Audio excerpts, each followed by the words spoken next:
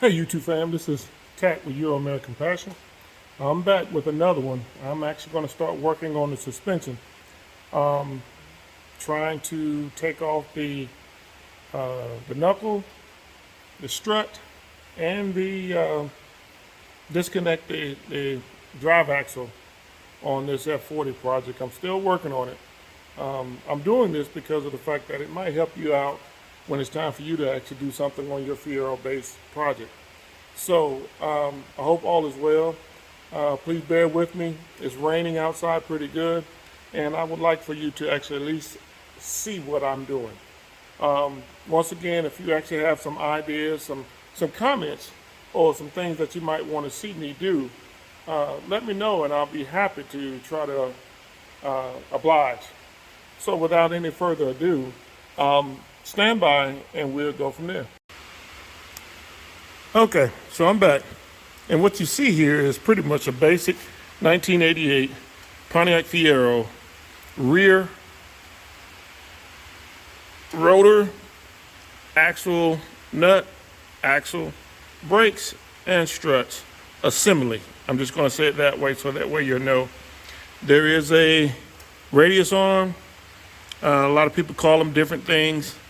You got your emergency brake cable, emergency brake hose. Your brake line hose and assorted parts. That's your adjustable, as well as that's your solid. I'm going to show you what I'm going to be doing, but right now I'm in the process of removing this so I can use the drive line that I'm going to put in here. I'm going to use that. So without any further ado, stand by. Okay, so the first thing I did was I actually took off one of the bolts.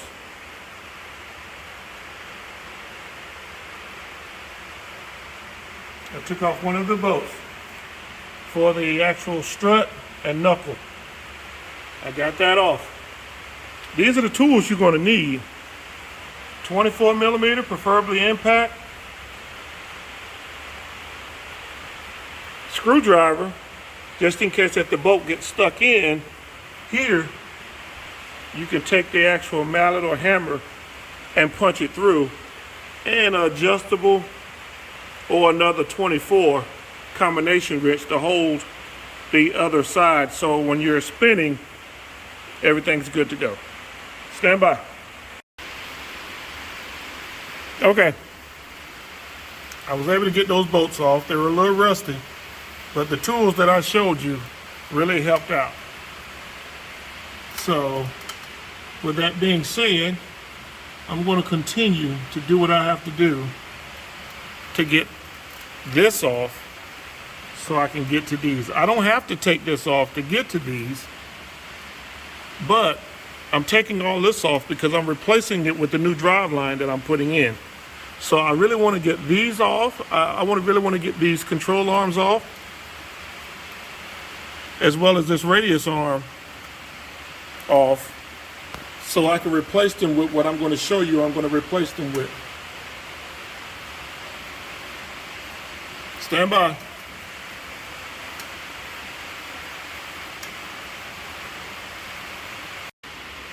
Okay, so you can see the dust and dirt from everything. Better. Don't know what that is, but anyway, it's going away.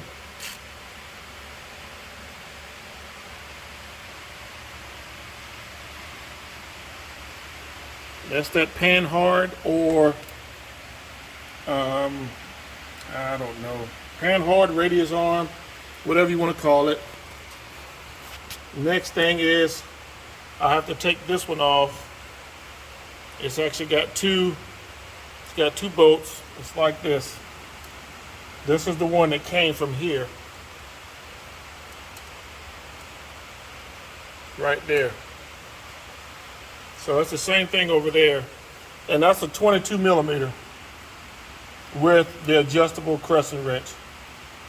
So my next thing is to work on this, as well as this one,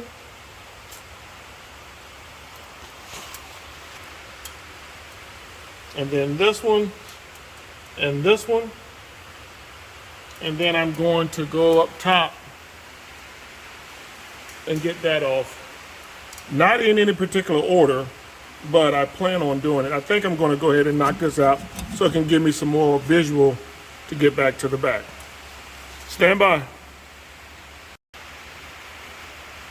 Okay, I'm gonna do it this way. It's better on the widescreen. I got the 3 bolts off. The 3 bolts are 13 millimeter, and then of course this plate comes off with it. So I use my battery operated ratchet, and came off pretty good. It's not too bad. Anyway, this is where we're sitting at. I like the visibility in the room.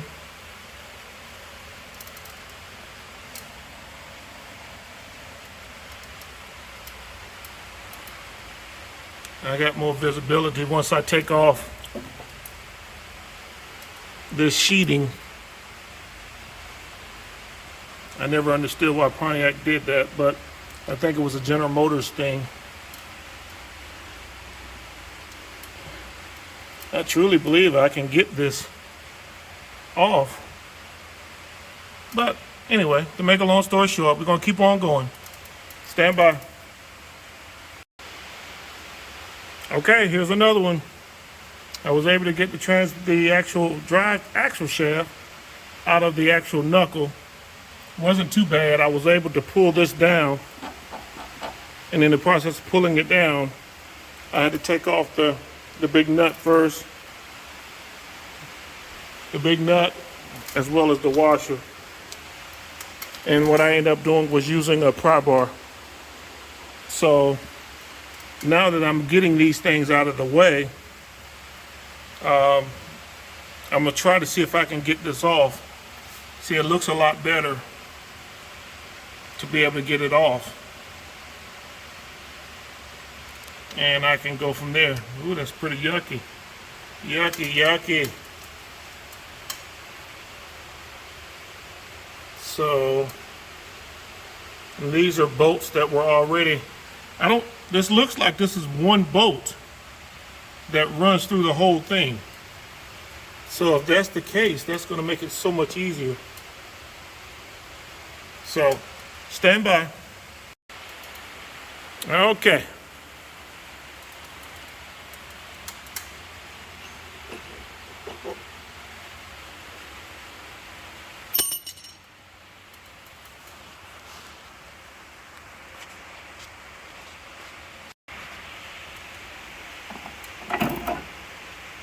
I got them off. Now I can get to that. But I don't too much care about for the ones that actually were saying, hey, you should tie that up because of the brake line. The brake line is really frayed and old. So I'm going to just disconnect the actual brake caliper, and I'm not going to be using it anyway. But I don't want to leak it. I don't want it to leak on the ground, on the concrete.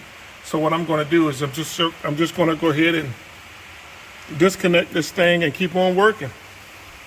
So with that being said, bear with me because I'm using my phone. I'm vlogging. So, but anyway, this is where I'm sitting at. I'll be working on this next after I get the brake caliper off. Then I'll tie the brake caliper somewhere where it can actually be out of the way. Stand by. All right. Once again, I know you guys are saying, why don't you tie that up? This is why. I don't know if you can see, but that cable, that hose is really no good. So I'm not really concerned about it because, like I said, I'm not using any of that. My focus is to get these off because I'm going to show you what I'm going to put there in replace of it. So, and then I still have to get this one off. with that bolt right there,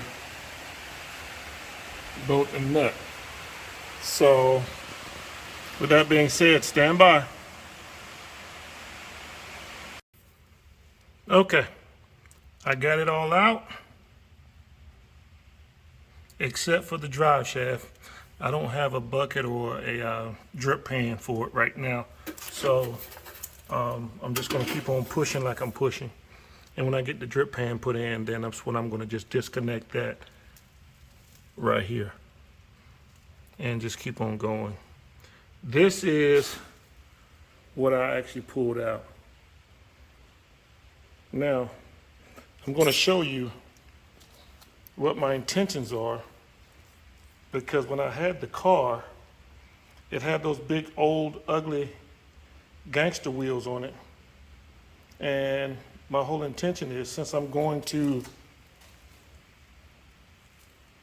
this up to here, I'm going to bring this out 3 inches. That's the reason why I have that there. So since I'm going to bring it out 3 inches, I need to get this off, of course. And I picked up some things that I want to show you what I'm going to do. So with that being said, hold on, I'm going to show you what I'm going to do, and then I'm going to end the video because the other side is pretty much the same thing. Okay, this is my bag of goodies. But this is what I'm going to do. I'm going Heim joints. This particular one is just 3/4. That's the one that's going to replace that. And the beautiful part about this is I can actually have a 120 wall, and I'm going to extend it 3 inches. Well, 1.5 inches. And I'll have the plate for that to adjust it my 3 inches. So that way I don't have to mess with the cradle for all the people that know how to, that will do Fiero-based projects. You know, a lot of times you got to cut the cradle and extend the body, as well as the body, 3 inches for this particular car that I'm going to be doing. Remember, I'm cutting it here. So what I'm going to do is, this one down here will be replaced with 2 of these.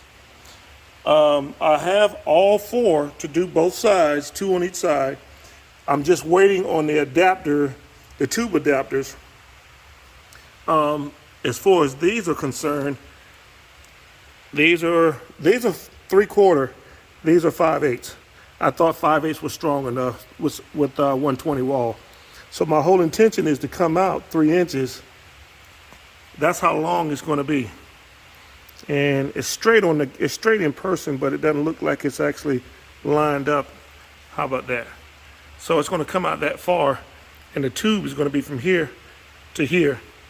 So we're going to make this about 1.5 inches. So that way I can adjust based off the Heim joint. It's one is left hand, the other one's right hand thread, so that way I can just turn it and go with what I got to go with. So this is my intention. These actually work really well in here. I just have to get the adapters to fit, to make it wider. I've been told I can use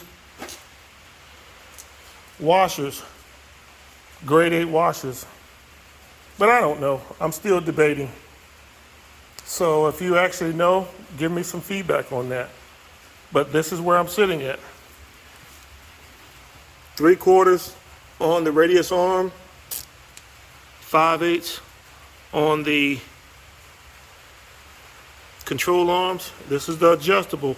And the beautiful part about that, I'll be able to adjust both according to whatever the alignment needs to have done. So that's where I'm sitting at.